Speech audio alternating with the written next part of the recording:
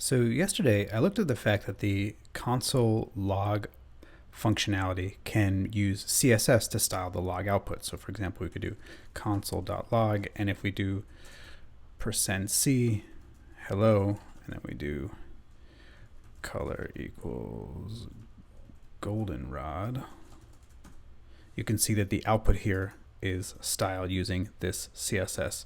And this %c here is telling the console logger that everything after that token should use the first argument after the initial string. So it's using a kind of a combination of string interpolation and style application.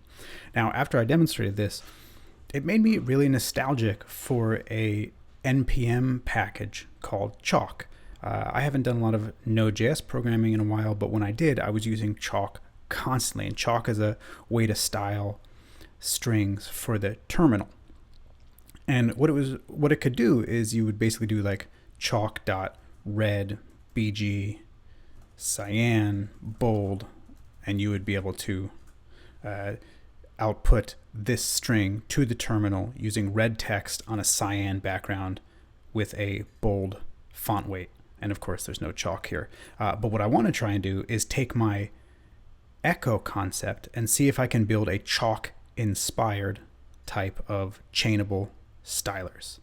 And that is what we did. So first, let's just take a look at the HTML for the demo.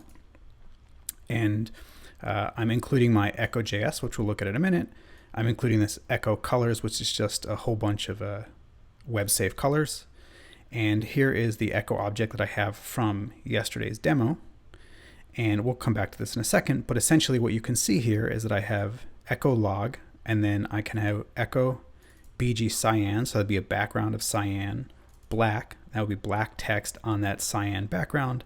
Largest means that it's a large font. And then I'm saying as tag, which is just another set of styles. And we'll talk about that in a second.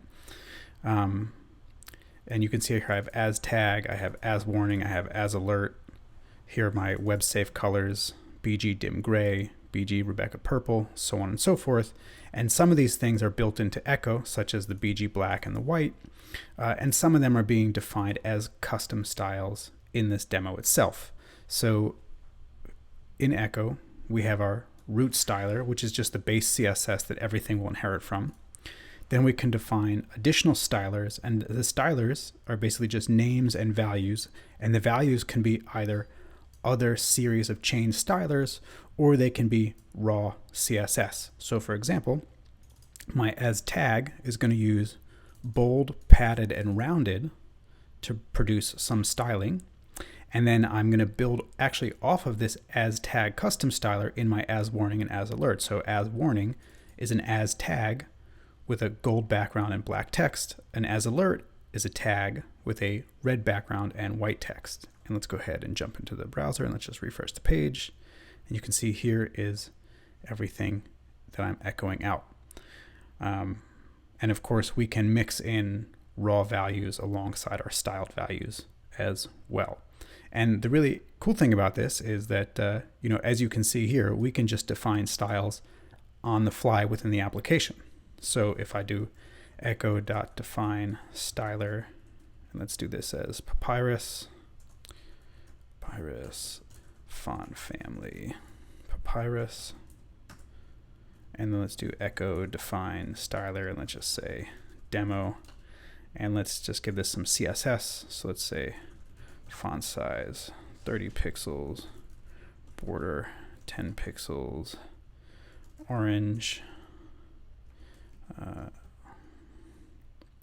solid, and let's do display inline block. Okay, so now we have two of these, and then we can build up another styler based on that. So we can do echo define styler. Let's do foo, and that's actually going to be echo.papyrus.demo. Right, so now we can do our echo log. This is some crazy stuff. And let's mix that in with echo.foo. Here is my styled output. Boom. And you can see we have the papyrus from papyrus. we have the border from demo, and then we're actually using foo, which is a combination of the papyrus and demo, but doesn't add anything on top of that. And now we can, of course, chain our foo with a bunch of other stuff. So we could say echo.log, echo.foo, right? So that's what we just created. And then we can say bold, and we can change the background color. So let's just say BG cyan, and we can change the color as well. So let's say purple. Newest styles. And there you go.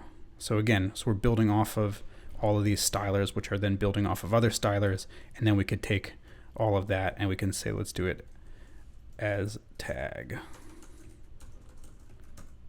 And what that gave us was the rounded borders in this case, because we already had the other stuff. And let's take a look at how this works.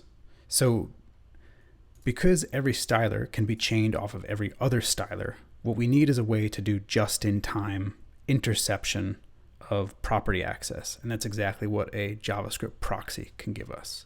So if we jump over into Echo.js, you can see I have some predefined stylers here. And let's just jump down here. So this is the core API. So we're returning things like log, warn, error, trace, so on and so forth. Define styler, define root styler. But now the real magic happens here is we're not actually returning the core API, we're returning the core API proxy. So this is going to sit in front of our core API, and it's going to intercept getters, so property access.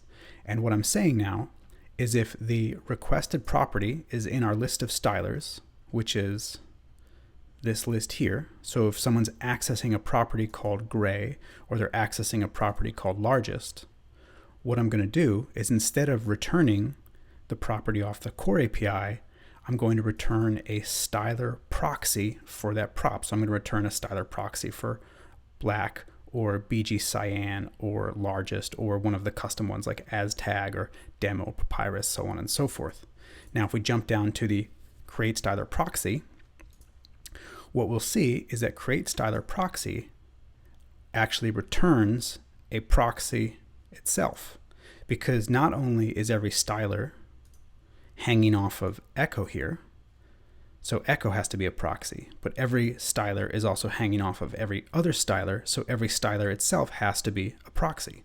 Now the way this proxy works is not only does it do the interception, but it also kind of creates this aggregation of CSS. So you can see when I create a style proxy, I pass in some sort of CSS, and when I then the CSS associated with this proxy becomes the passed in CSS plus the CSS associated with the prop.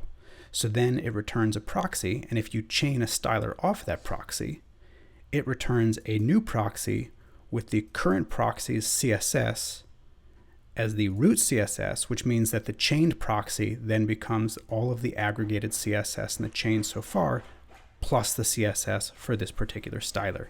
So what's happening is that as we go down these chains, each instance here becomes a proxy that aggregates all of the CSS that's come before it. And I don't know, that was really exciting. I've never really used proxies before, so this was just a really cool exploration for me personally, and hopefully there's something interesting here. This builds off of a lot of the console wrapping and the Console.log formatting I did yesterday, so I'm not going to go into this. You can look at yesterday's post to get an understanding of how that works a little bit. But yeah, just cool stuff. And what you can see is that when we define a custom styler, let's jump down to that, all that's really doing is augmenting that hash of stylers under the hood. So when you create a custom styler and then you go to use it, it's really treating it the same way it would any other styler. It's looking in the styler's object and it's creating a proxy off of it, so on and so forth. So I don't know, exciting stuff. And then the if you see here, I have this echo colors. All echo colors is doing is using that echo define styler to define a font color and a BG color for all of the the named colors according to a Microsoft Developer Network, or a Mozilla Developer Network. Sorry about that. So anyway, just a lot of fun, and hopefully something of curiosity in here for all of you.